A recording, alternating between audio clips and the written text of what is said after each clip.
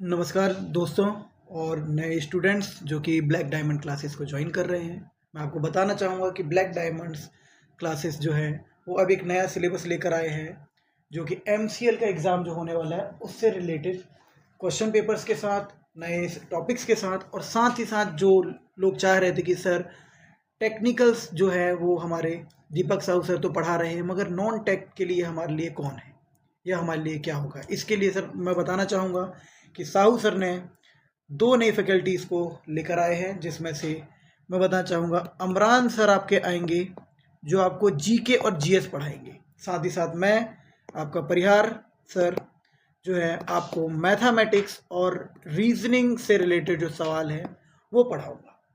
अब हम आगे चर्चा करेंगे कि एग्ज़ाम में और क्या है, मैथमेटिक्स में हम क्या पढ़ाएंगे, रीजनिंग में हम क्या पढ़ाएंगे, किस तरीके का हमारा सिलेबस का फ्लो रहेगा, हम कहाँ से स्टार्ट करेंगे, ऐसा।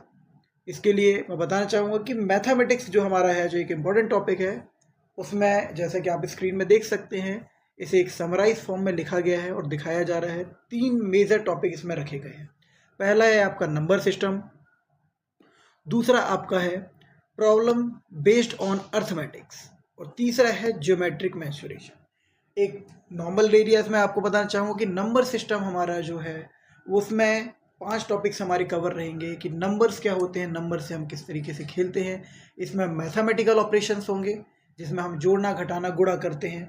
जब हम इसे थोड़ा आगे बढ़ते हैं तो इसमें फ्रैक्शंस के बारे में हम पढ़ेंगे, फिर सिंप्लीफिकेशन आएगा, फिर LCM और HCF आएगा।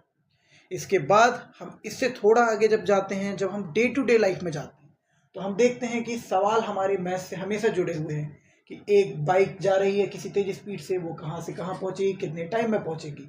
साथ ही साथ जब हम कहीं कोई सामान लेने जाते हैं तो वहाँ हम रेशियो प्रपोर्शन बहुत ध्यान देते हैं कि कितना केजी में लेना है, कितना लेना है, दाल कितना लेना है, चावल कितना लेना है, दोनों का मिक्सचर बना कि खिचड़ी कैसे बनानी है। इस टाइप की जो छोटे से छोटे चीज़ों का उदाहरण मैं आपको देके समझाऊंगा कि चीज़ें किस तरीके से रेशियो प्रोपोर्शन में काम करती हैं।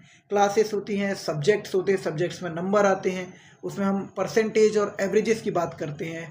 हम अगर क्रिकेट देखते हैं, क्रिकेट में आप रन रेट की बात करते हैं। रन रेट कहीं ना कहीं एक तरह का एवरेज ही है कि एक प्लेयर कितने रन बना रहा है, कितनी बॉलों में, तो हम उससे एक एवरेज निकालते हैं। आगे हम देखते हैं कि प्रॉफिट और लॉस का एक चैप्टर आता है हमारा, जिसमें हम क्रय विक्रय से जुड़ी चीज़ों के सवाल सॉल्व करते हैं कि किसी को लाभ या हानि हो रही है।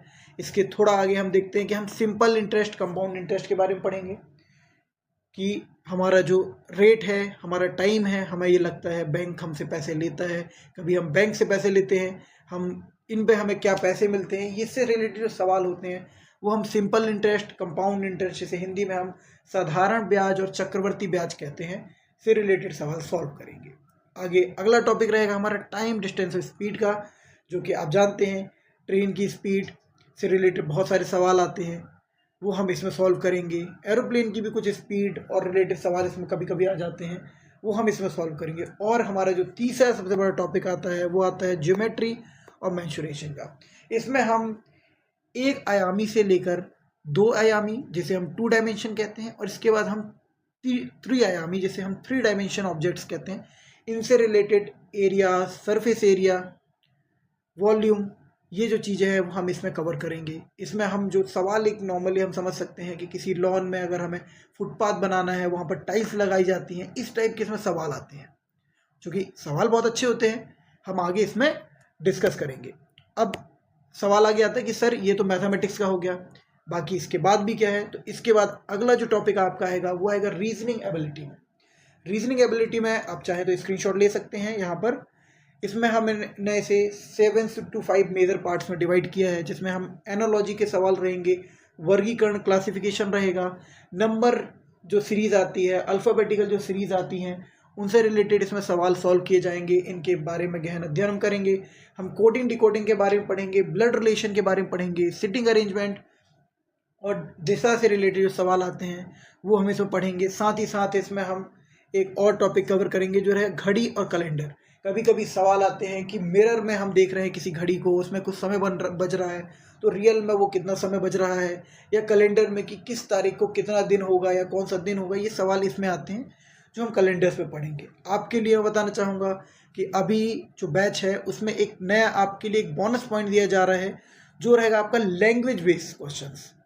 आप देखते हैं कि कुछ सवाल जो आपके हैं जो इसमें आते हैं वो इंग्लिश और हिंदी से रिलेटेड आते हैं।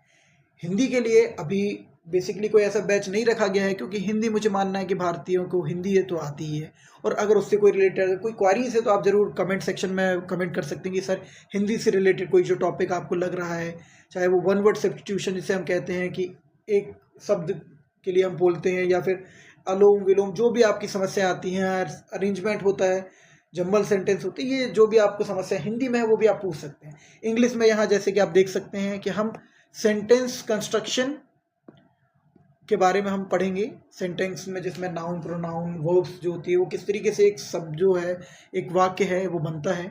इसके बाद हम इसमें क्लॉजेस के बारे में पढ़ेंगे, पार्ट ऑफ स्पीच पढ़ेंगे, मॉडुलर ऑक्सिलरी पढ़ेंगे।